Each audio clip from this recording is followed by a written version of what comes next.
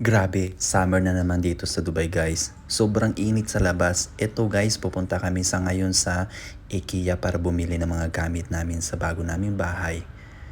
So ito guys, naglalakad na kami. Sobrang init dito sa labas. Kita nyo naman guys, walang masyadong building. At alam nyo ba yung highway na yung kalsada na yan nakakaano sa mukha sa sobrang init. Summer na talaga. Ito, malapit na ako dito sa entrance ng IKEA.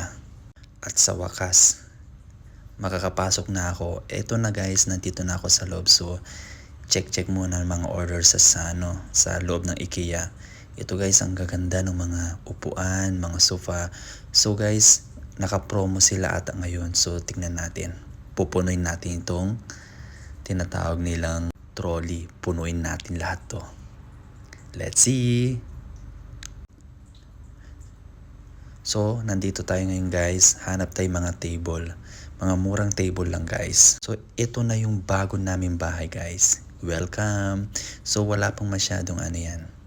Pagandahin namin yan guys. Ito yung mga gamit na binuhat ko.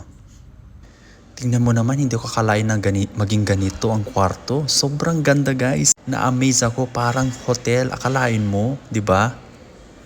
Kaya sobrang galing yung gumawa, yung umayos, lahat-lahat guys, ang ganda. Diba? At saka sobrang lamig ng kwarto as ng gamit yan guys. Galing sa IKEA yan guys.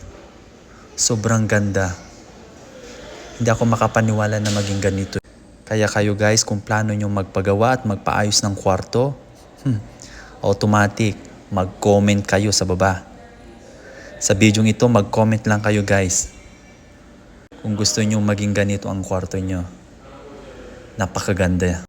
Kahit sobrang pagod nyo sa trabaho, pagpasok nyo sa kwartong ito, wow, pare-relax talaga kayo.